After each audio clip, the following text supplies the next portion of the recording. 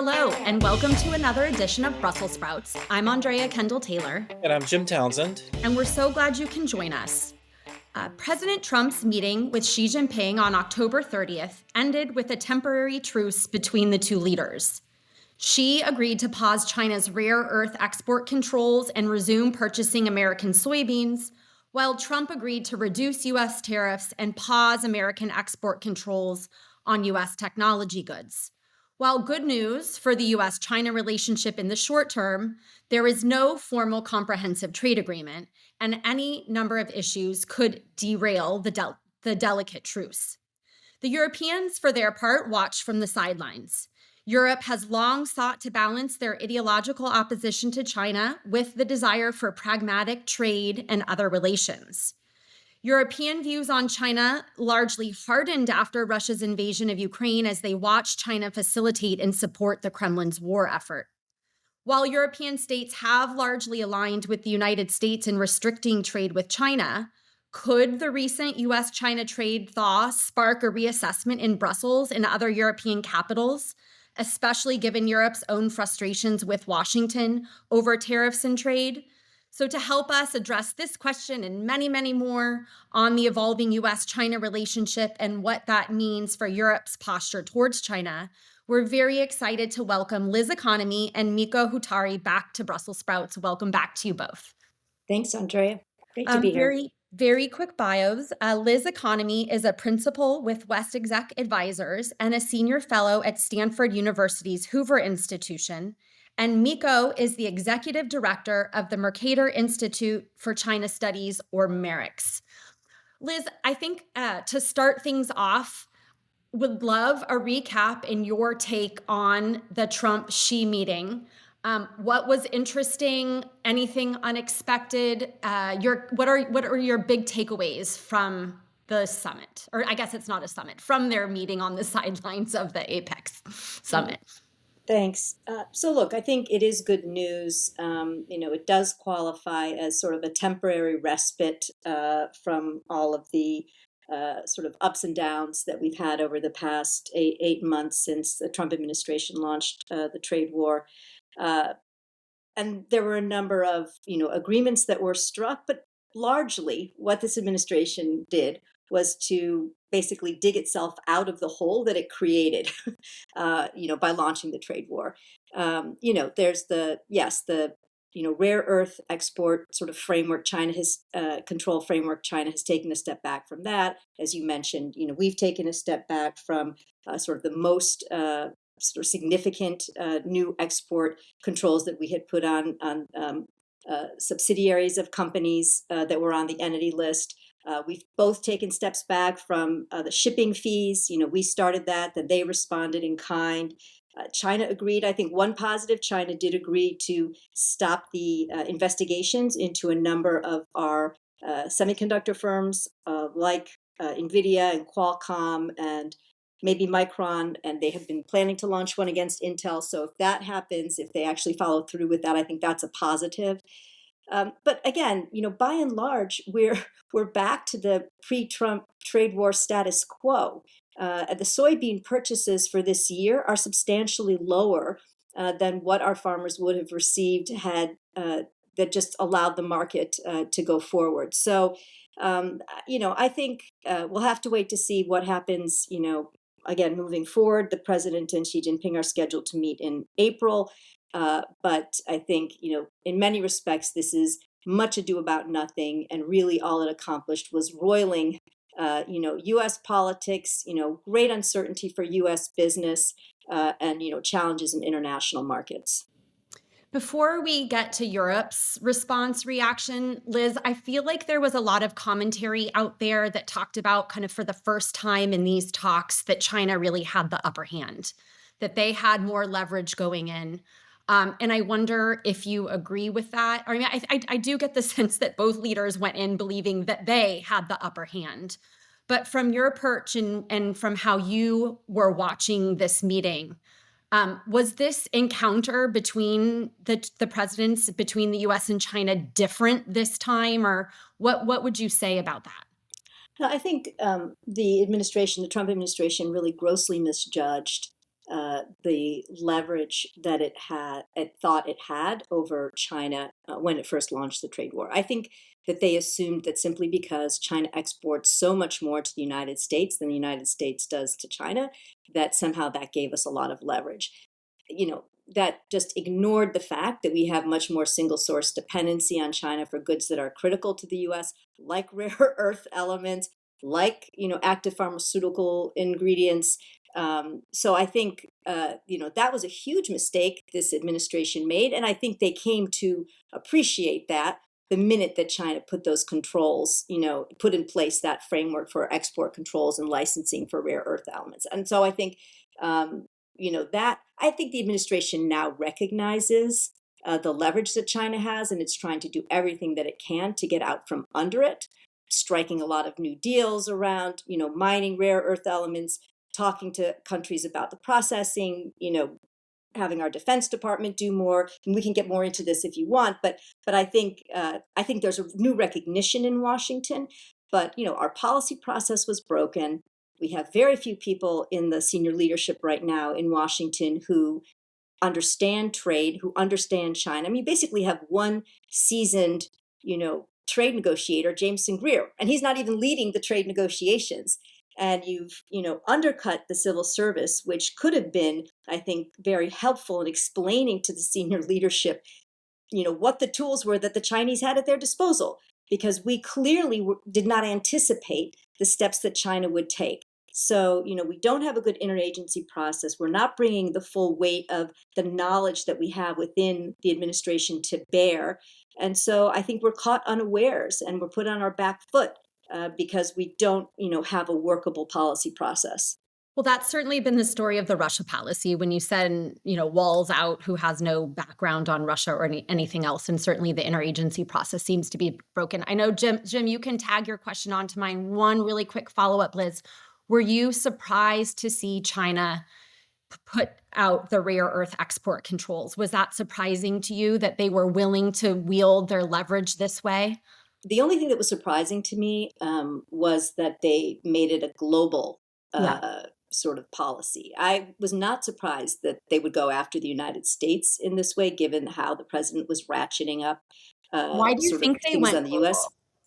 global? I think that they have their own domestic reasons. I think they themselves are increasingly keeping more of their rare earth elements for themselves, for their own production, because the industries that require those are the sort of both the defense and technology industries where China is really growing, those sectors. So I think it wants more. It's set a lower quota for production. It's trying to crack down on illegal exports. So it has a lot going on in its own world of rare earths right now. I also think that, and I can't say this for sure, but it's possible that they recognize that the United States might try to go around some export controls. This would presume that they were really thinking far out, which again is not impossible. But they would try to go to allies and partners and somehow access, rare earth elements or magnets from other countries and, allies and partners. And so they wanted to make it global in that respect. But again, I think maybe part of it at least was about protecting its own domestic consumption. And but Mikko probably has some thoughts on this. This is the kind of work that Merrick's does really, really well. So not surprised that they would come after us. Of course, they did a soft sort of not blockade, but basically control on the export of rare earths against Japan back in 2010, 2011. It's not the first time they've done it.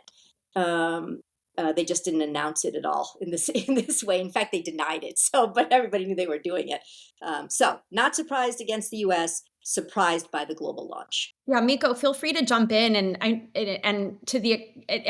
so jump in on what Liz said, add your bit, but really also then just to dive into how Europe watched, reacted, internalized the meeting between Trump and Xi. Thank you. On the question, the first one, I think we are witnessing a much broader development, which is about China increasingly interested and willing and capable to control technology outflows of critical raw materials because, indeed, as Liz said, they need them. They don't want necessarily the rest of the world to have access to them. And it's an institutionalization of something that they have been doing on a case-by-case, country-by-country basis. And it's part of the rule by law institutionalization Xi Jinping approach. Of course, we will do this. Like, why would we not? And I think that's in addition to the circumvention point that Liz made, maybe just something to get used to. China's designs for, let's say, managed strategic capitalism have a global dimension, and it's not necessarily just targeted at the United States. And where Europe stands in all of this, well, we're a bystander, and it was pretty painful, I can tell you as a European, to first see this rapid acceleration of the weaponization of interdependence from both sides, and effectively Europe being a playground for that. We have seen again an almost near-death experience for parts of European industry because of those rare earth licensing troubles over the past months. It's still not sorted out. That's part of the problem, right? The question what exactly that pause means is, I don't think, resolved. The general licenses that might now be issued for US companies are not necessarily ones that Europeans may be able to benefit from. And then you have sideshows, but pretty important ones such as Nexperia, Dutch Chinese-owned chip company, which it's another process that has been accelerated by US measures recently, and suddenly you have an almost stop of European automotive industry in terms of their production capacity. So all of this is really, really urgent, pretty worrying. And at the same time, you have a German foreign minister whose trip to China is being cancelled. So we have our own domestic challenges with bilateral with China, and all of that is pretty challenging for the European side. It's great to see you all. My earlier question, Andrea, is a bit OBE now, as they say, but I'll just make the point that it does seem amazing to me, Liz, what you were saying about the administration just not having a feel for China, et cetera, et cetera. I agree. I agree with everything you said. It's just amazing, given the finance and business people that were brought into the cabinet all over the place, even the Deputy Secretary of Defense, a big financial billionaire. And you would think something as basic as trade policy. I mean, trade policy, I'm not saying it's easy, but there's some common sense to it. And I would just, I'm so shocked that they were, which brings me to believe that in behind closed doors, these people know this is wrong stuff, but they are beholden to Trump, and they're not going to be the ones at the table to say, "Well, Mr. President, I think you're full of."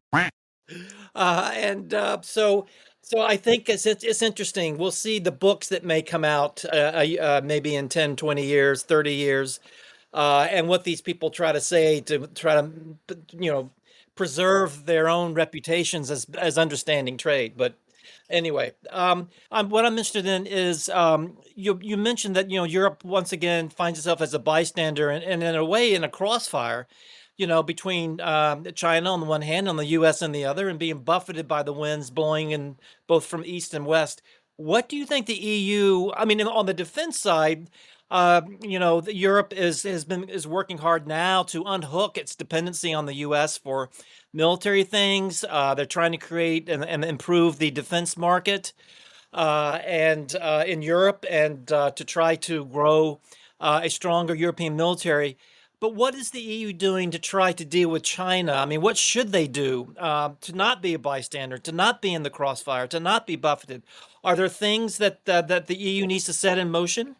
Very much so. And if you listen to the European Commission's president statements last week, I think there's a recognition finally, or maybe it's now being shared more widely, that the type of dependency that we had on Russian energy sources was equally problematic, or the dependency on China's rare earths is equally problematic, and we have to tackle it with the same level of energy and intensity and priority. And at least as a top-down political statement, this has happened. There's plans around not a repower, but a resource EU project that would help accelerate decreasing our dependency on China, especially. It's probably while we speak this week, the new National Security Council of Germany is convening to discuss raw material and rare earth dependency. So at least this new structure has found a purpose for the first meeting, and it's quite timely. So I think the recognition of the depth and the of the problem is there, but action is missing. We have a new rare earth raw material fund on the German side. It's not well equipped. There's not many projects, but I think the G7 process is relevant in this context. There's some relevant work happening by the Canadian presidency currently. So you see action at many fronts. Will it give us more independence from Chinese willingness to leverage their strength for political purposes? Not for the foreseeable future in the next 2-3 years. So that's why we have this strategic retreat of Washington. And I think that's maybe the biggest important visible lesson that we draw from the past 2 weeks. That we have two big powers operating almost on eye level in terms of the balance of power between the two of them. And I don't think this has been that clear, maybe to insiders, but it's now very visible on the global stage. And just that symbolism will have far-reaching implications for the future of world order, frankly. Yeah, I mean, it's such an important point. And so, I guess maybe, Mikko, one more follow-up. I mean, you talked about the Nexperia case and kind of the way that the Dutch were willing to go after that Chinese company. Can you just, that was really interesting. And although I confess I don't really understand the details of what happened. And so maybe you can talk a little bit about that case, that incident, not in great depth, but really like what it says about where some European capitals may be as they sit between these two giants, as you described.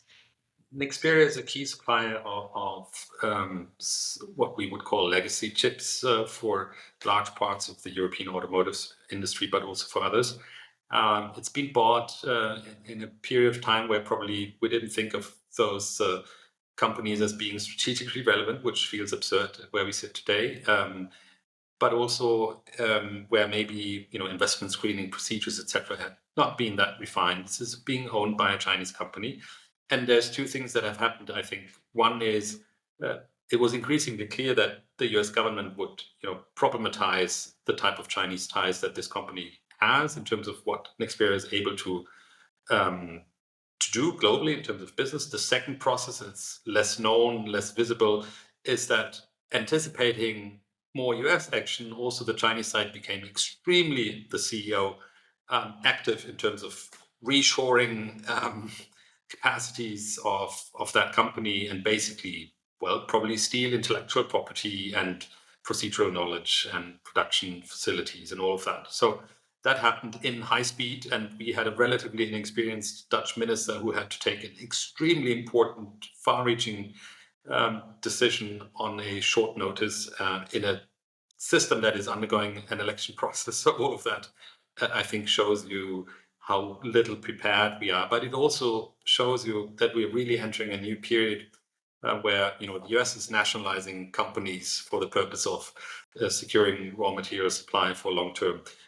The Dutch government is almost nationalizing a company here. That's the new normal for strategic reasons where the ordoliberal take that maybe a German government would want to have on economic governance is dead. It's not coming back. So Liz, maybe back to you. I mean, as we look ahead, what are your expectations for how the U.S. China relationship will evolve? I mean, you mentioned discuss the planned meeting between Trump and Xi in April. I think that's when Trump goes to Beijing. What do you kind of expect between now and then? Do you think this truce kind of holds until then? Do things take a sharp downward turn? I mean, obviously, in the US-Russia world, which I watch much more closely, there's been all sorts of ebbs and flows and ups and downs. And Do you anticipate something similar in the U.S. China relationship, or is it a little more steady on that side?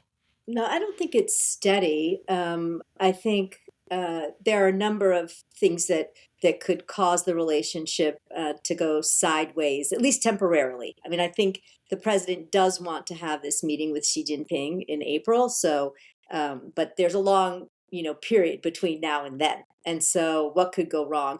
The U.S. side, we are continuing with the 301 investigation into China's fulfillment, or really lack of fulfillment, of the phase one trade deal. No doubt they are going to discover, as we already know, that in fact China did not meet its purchase requirements, nor did it take some of the other actions that it was supposed to take. So what the administration does with that information, does it just threaten new tariffs? Does it actually impose new tariffs? That certainly could cause a reaction from the Chinese side.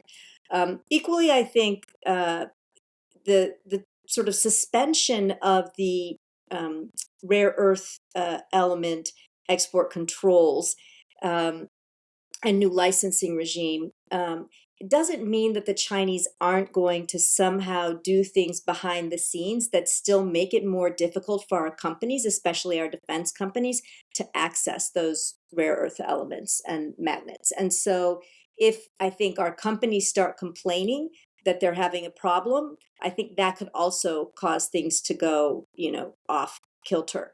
So I think within this deal, as far as I know, there's no verification or enforcement mechanism. And so I think any one of these issues, could cause at least a perturbation in the system, if not, kind of take the relationship, off the cliff. I think maybe one point I'd like to make is there's been a lot out there about how the trade deal somehow signals that President Trump is weak on China, or soft on China.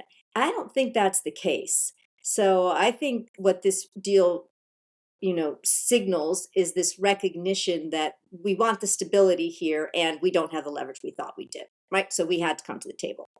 But if you look at the national security side of things, like what we're doing in the Indo-Pacific, if you look at the technology sort of set of issues, I think it's full steam ahead on the competition. And I just think it's important because I get so many questions from people and there's so much out there in the media that says that, the administration is soft on China. I just don't see it that way. And so I'm quite comfortable looking at what, maybe comfortable is too strong a word, but I am, if you look at what happened with South Korea and Japan, for example, and these new technology prosperity agreements, now they have to be filled in, but the frames of them, I think, are extremely interesting and important. And we have the same type of agreement with the UK. That signals to me, that we remain committed to some of our allies and partners. Hey, note to Europe, why don't you give President Trump a giant gold crown, like the South Korean president did? If you want to fight, if you want to fight, like referring to him as daddy, and lots of nominations for the Nobel Peace Prize. So everyone has their own approach at flattery. The Europeans just don't want to play ball. The problem is they just don't want to sort of, prostrate themselves before Donald Trump. If they could do it, they could, get the friendly treatment too. But in any case, so I've just been a little bit reassured by, I think a lot of this is coming out of Michael Kratsios's office, his work. So I still see a very competitive streak here coming out of this administration. And I just want to put that out on the table. I do want to say, though, that while the Brits didn't give him a crown, they did give him a letter to come and stay in Windsor Castle and all that kind of thing. And I understand the French were going to give him a crown, but then it got stolen. So that kind of lost out from there. But actually, a quick question for you all. How much are Europe and the Trump administration on the same sheet when it comes to trade with China, but other things too? I mean, are they do European leaders find themselves actually at odds, really, on a lot of trade issues with, say, with China? Or are they kind of in the same place as we are? We're kind of the action agent here. They're trying to not get hit by the shrapnel, but really, we kind of see things the same way, or not. What is it? I think we haven't moved a lot from the Biden EU consensus on the shared assessment of the problem, if not maybe even on the European side, a greater recognition of the almost existential threat that China's industrial model and export-driven growth strategy means for the future of European industry. So I think the assessment is this is deeply problematic for the EU. It's deeply problematic in Germany. And you combine it with the dependency story, and you end up with a toxic mix. So I don't think that has changed in Brussels, in Berlin, in Paris. Also, because you just get the latest figures, we have record high trade deficits. We have a bloodbath in the German automotive industry. So, I mean, who would not recognize that there is a problem these days? But what will happen before Trump meets Xi next April? We will have the German finance minister, the French trade minister, the Spanish king, Spanish prime minister, Macron, Merz, Starmer, all going to China. So there's a lot of track that also needs to be covered in terms of the European diplomatic work with China. And we'll also have to see how things are being recalibrated these days, because indeed, I think while we share the assessment, it is currently the talk in Brussels, you've heard it, is about double de-risking, right? There's challenges from both sides. So how can we handle that new situation? I don't think there's a swing back to a more benign and hopeful China relationship there. But I think there's a recognition that, if we look at the balance and the capabilities and resources that both countries, the US and Beijing, can put on the table in making life difficult for Europe, we need to somehow calibrate our engagement with China in this new world. I think that's a reality. You will see more engagement with China moving forward. Well, you mentioned Macron making his trip to Beijing. I remember the trip he made, I think it was last year, where he said some things to the press on the plane about at least the French-Chinese relationship vis-a-vis the United States. And a lot of eyebrows were raised. Do you think we're going to see a different? I mean, I'm not sure you're an expert on Macron or in France, but I'm wondering though if we're going to see a little bit of a different French approach this time around than last time when it looked like he was trying to curry favor with the Chinese at the American expense. Yeah, frankly, I think he's capable of learning, so I don't think this will be necessarily the outcome of that. But mind you, we also had a period where Macron was gifting horses to Xi, so they can do that. I'm not sure he's going to do it that round, but so my expectation, my hope is that this will be a visit without larger damage to the, let's say, G7 plus community regarding Taiwan policy, etc. But you can never exclude it. At this point, I think there's an element of hope regarding what we would call E3. So the UK, Paris, and Berlin may be also aligning behind the scenes a little bit more on China policy than before. Maybe there's talk about what the G7 can do without or with less US leadership. There's always the upside of the US becoming less of a reliable partner, which is more coordination among like-minded partners. So let's hope for that. I want to just flip the lens really quickly and look at it from China's perspective and hear both of your thoughts on what China's view of current events are. I mean, we talked about the fact that it was willing to do these global rare earth export controls, and maybe that was more for domestic reasons. But there does seem to be kind of more confidence coming from Beijing, their willingness to wield leverage when it has it. I guess, Liz, maybe to start with you, is this a more assertive Xi as time has gone on? Do you feel how would you characterize, I guess, where the Chinese are now? My hypothesis has been kind of as he's concentrated power, increasingly surrounded by loyalists, we see the purges continuing domestically, that often leads leaders to kind of double down on their preferred course. Sometimes they underestimate risk because maybe they're not being told exactly all of the risks that exist. And so it can lead to more assertive actions. And I wonder if that's what you think we're seeing, or whether that's not quite right.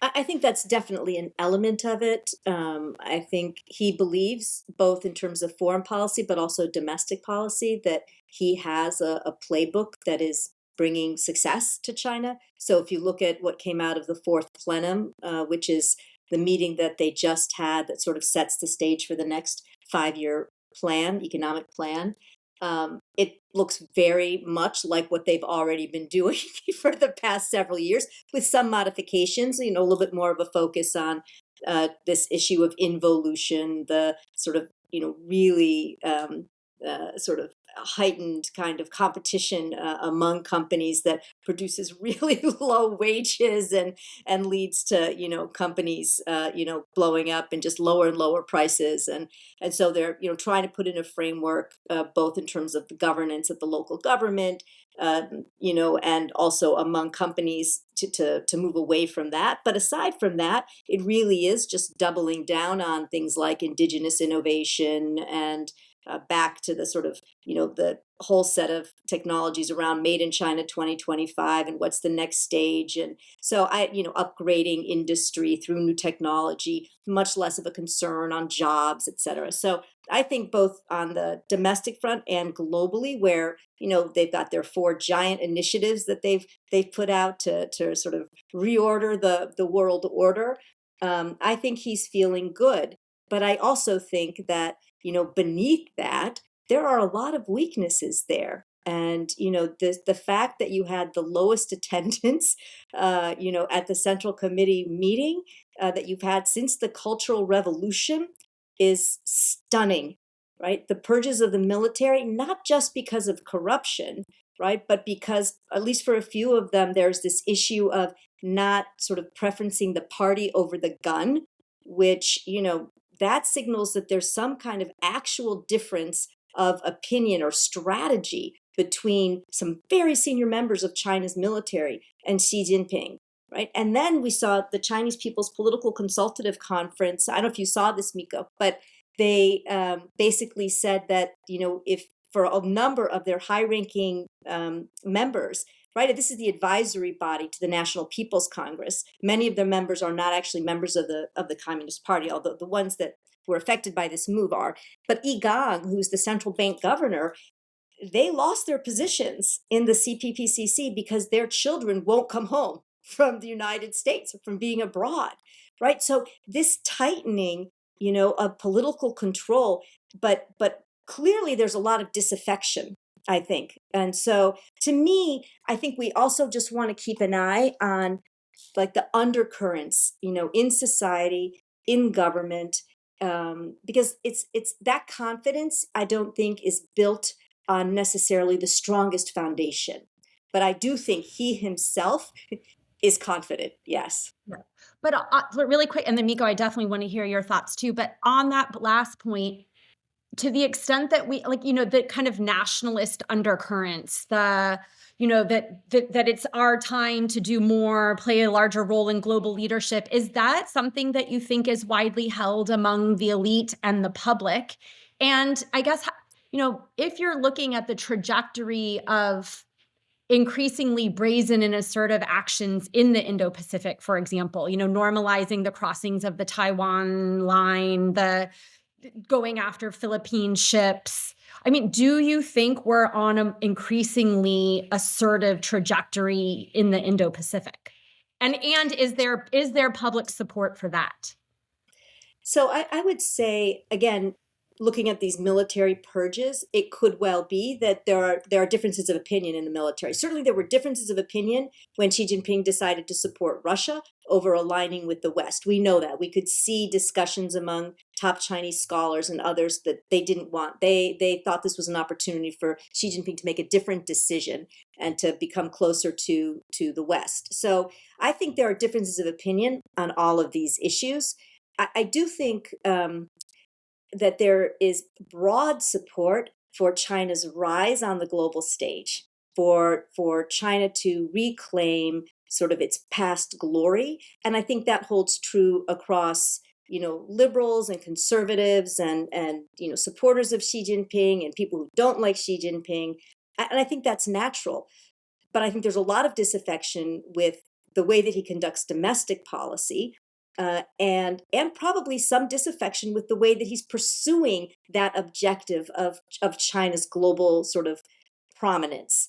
And so I am very reluctant to say that there's this like mass swell of support for Xi Jinping and the way that he's pursuing both his sort of foreign policy and his domestic policy. And I think you can look, just on the last point I'll make, I think you can look at these new communities of Chinese intellectuals and entrepreneurs and that are springing up in Tokyo or Amsterdam or even Washington, D.C., where they're kind of recreating their own Chinese communities outside of the mainland with some of China's top talent. So I just think the picture is extremely complex. And again, if you look at things like the fact that they can't persuade people to have more babies, right? And the divorce rate is skyrocketing. They can't persuade people to consume more. There's just a lot going on in this society that I think we haven't managed, or actually I have not managed to bring together into what I would say is a super coherent picture. But I'm getting there. But maybe Mikko has the answer.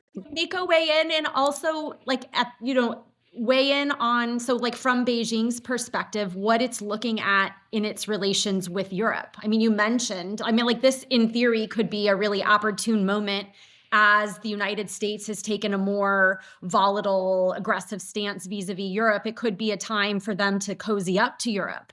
But is that really what you're seeing? Is that the hand that the Chinese Communist Party is playing, or is it something different? It's not really.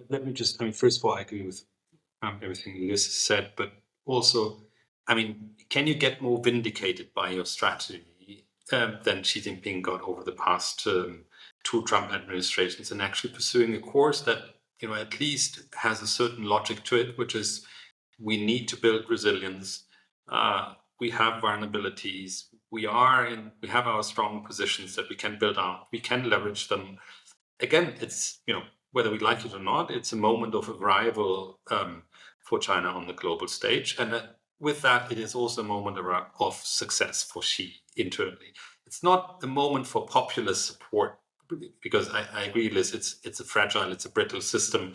Many things are going wrong. Actually, I think we're underestimating the stress in the Chinese socio-economic ecosystem. But politically, strategically, inside Fortress China, when he talks to Cai Chi and Wang Honing and others, I think they feel vindicated about the path that they have chosen, and they're doubling down on it. Vis-a-vis Europe, they thought that the Europeans would come to the court and, be nicer because we need to, but not necessarily that they would have to pay a price for that or even offer anything.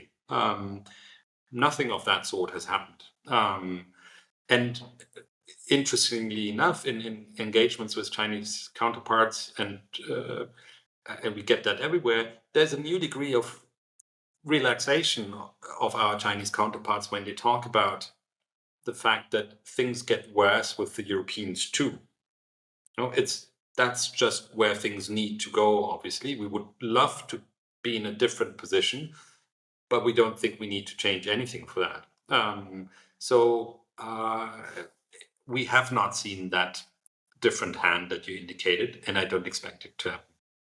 Yeah. Can I just say, sorry, Andrea, can I just say, I think it's really interesting, Mikko, because when I've been in the meetings with the Europeans and the Chinese, and maybe we've been in some of these same meetings, there always seems to be this expectation on the part of the Chinese, because we have such a terrible leadership, right? And we're doing so many terrible things on the global stage that naturally the Europeans are going to gravitate toward the Chinese, right? This is the big opening. And yet the Europeans constantly confound them by saying, no, your support for Russia is existential. Your overcapacity export is existential for us. So it's just been a set for me, to be honest, it's a relief, of course, but it's just been fascinating to watch the Chinese assume that this would be the moment, that the Europeans and the Chinese would come together in opposition to the United States. And yet the Europeans are not moving in It's a that real direction. disappointment. I think absolutely we feel that. But then there's a factor that we shouldn't forget, which is on certain core strategic policies, they're just hardening their stance, especially on Taiwan, over the past 2-3 years. And that's what everyone feels. It doesn't matter whether that's Japan, Germany, or any other place. So on those fronts, they wouldn't compromise with anyone anyway. So I wouldn't expect the Europeans to play a different or special role there. Yeah, Liz, you gave a perfect transition to a question I had about the Russia-China relationship, and specifically the big move out of Washington, D.C. with the sanctioning Russian oil and gas.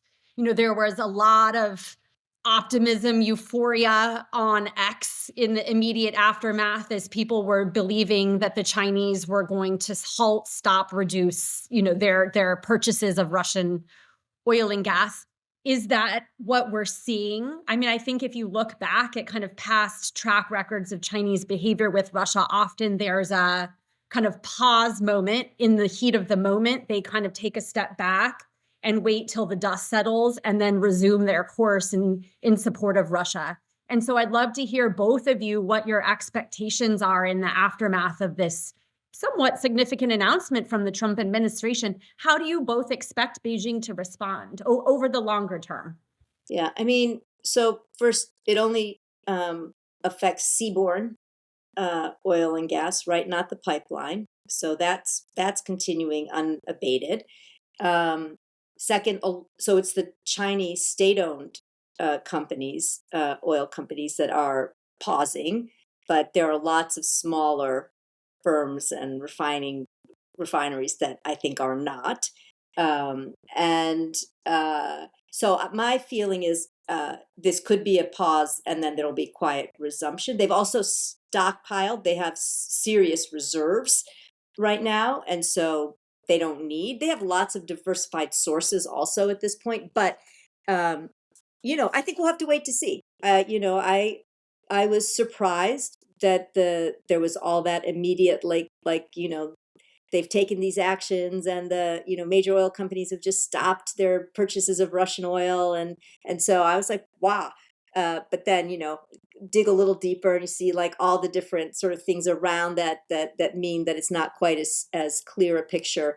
So I think we'll have to wait to see. And are they going to find ways around it, or absolutely. And so little of Russia-China trade is in dollars also, that's just another part of another way that they can get around stuff at this point. So, but Mikko, maybe you have some more insights. Mikko, so I know I always give you Liz's question, then I ask you something else. That's the theme of this podcast. But also then comment on where the EU is on, sanctioning Chinese entities, because obviously there's been some movement on that front too. And do you expect the Europeans to continue down that course with that harder stance on the sanctions front?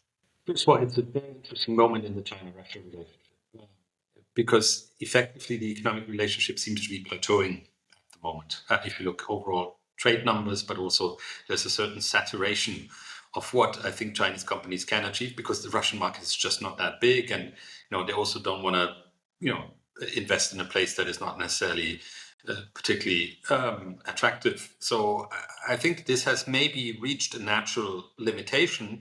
And that's interesting what that means for the strategic dimension. I agree with Liz on, I would expect rather those sanctions to probably catalyze Beijing to even do more on the pipeline side, which they are about to do potentially anyway. So there might be perverse effects that we will have to deal with. Regarding Europe, it's a very, very shy and step-by-step process with the 19th sanction package. Recently, indeed, having Chinese entities on that. I would expect that we will continue to do that in a rather cautious way, but not in a bold way that would in any sense change the calculus of the Chinese side whatsoever. They will get more annoyed and hit back, but it will not change course. Well, I think we're at time. Jim and I are running to the airport to fly out to Berlin, but I'm so glad we had time to get this podcast in. That really a very helpful conversation. I learned a lot, as I always do, from talking with both of you. So thank you for making the time. And I'm sure we are going to be doing this again. So looking forward to that. And welcome to Berlin. Yes, thank you very much. Thanks. Safe travels. Thank you for listening to another episode of Brussels Sprouts, brought to you by the Transatlantic Security Team at the Center for a New American Security. You can find all of our previous episodes wherever you get your podcasts. And please remember to rate and review Brussels Sprouts so that new listeners are able to find the show.